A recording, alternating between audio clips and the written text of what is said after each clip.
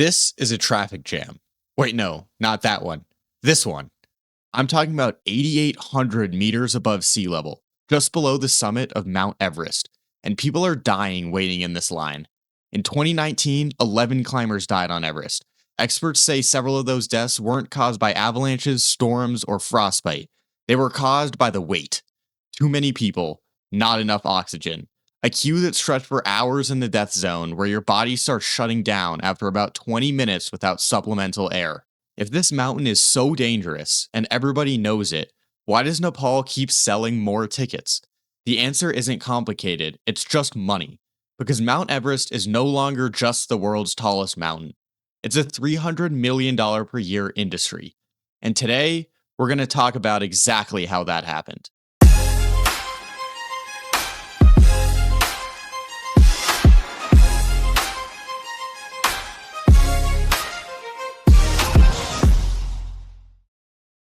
When Tenzing Norgay and Edmund Hillary first reached the summit in 1953, Everest was not a business, it was a feat.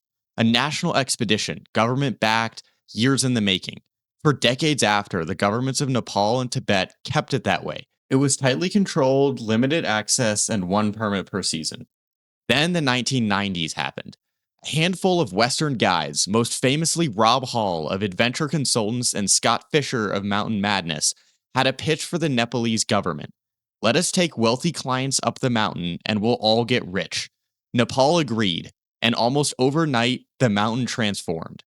In the entire period from 1953 to 1999, 46 years, there were just over 1,100 total Everest summits. In the 20 years after commercial guiding took off, nearly 9,000. And Nepal noticed this financially, because every one of those climbers paid a permit fee.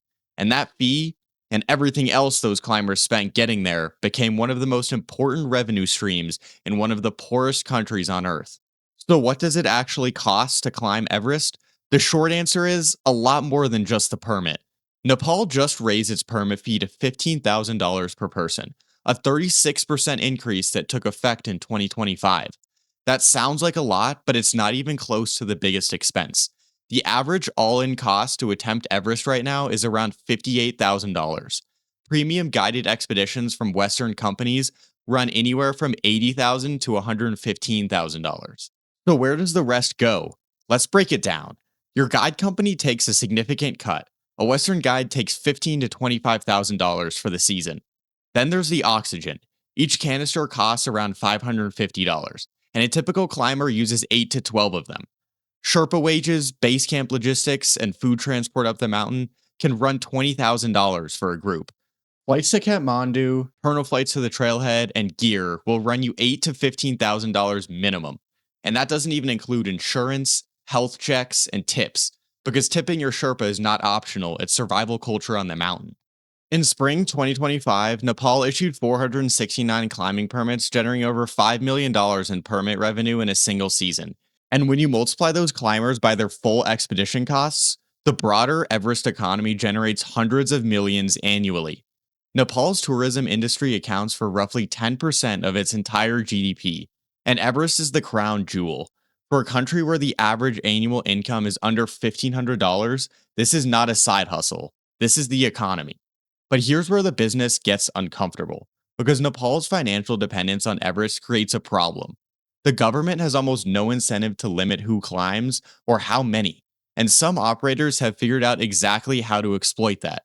On the higher end, companies like Adventure Consultants or Furtenbach Adventures cap their groups at around 20 climbers, vet their clients, and provide experienced guides throughout. These are the $80,000 plus operations that run with genuine safety protocols. Then there are the budget operators. Some Nepal-based companies offer Everest packages starting at $35,000, less than half the premium price. But how? They cut the Western guide entirely, reduce Sherpa ratios, and this is the part that should bother you, they will take almost anybody. One well-known operator has literally written on his website that it will accept clients with a strong economic background to compensate for old age and fear of risks. So a strong economic background is the qualification. Not fitness, not altitude experience, money. While most of the responsible guiding companies cap their groups at 20, some budget operators will take as many as 100 climbers on the mountain at once. And the numbers tell the story. Two-thirds of the climbers who died on Everest in 2019 were climbers using lower cost guide services. Nepal's Supreme Court has told the government to restrict permits and try to reduce the overpopulation on Everest. Environmental groups have spent years documenting the waste, 10 metric tons of garbage removed from Everest in a single year, along with 5 dead bodies. There are more than 200 bodies still on the mountain that haven't been recovered. They essentially become landmarks. And yet, when Nepal raised permit fees by 36% this year, there wasn't a single cancellation. Not one. Because the people paying $60,000 to $100,000 for this experience don't flinch at an extra $4,000. The demand is essentially inelastic. Nepal knows this, so the permits keep flowing. Here's the thing. It's easy to look at this story and pick a villain. The budget operators cutting corners, the government issuing permits without limits, the wealthy climbers treating one of the world's most dangerous mountains like a bucket list item. But the reality is much more complicated. The Sherpa families who depend on expedition income, the porters, the lodge owners, the helicopter pilots, the equipment rental shops in Kathmandu, an entire ecosystem of people whose livelihoods run through that mountain. For them, more climbers isn't a problem, it's survival. One mountaineering expert put it bluntly: the mountain resembles a theme park these days. And he's right, but theme parks exist because people keep buying tickets. As long as someone is willing to pay $60,000 to stand in line at 28,000 feet above elevation, and thousands of people are every single year, the business of Everest will keep running exactly as designed. The only question is, who's actually paying the price? If you found this interesting, subscribe and hit the bell for more videos like this, and drop a comment. Would you ever climb Everest?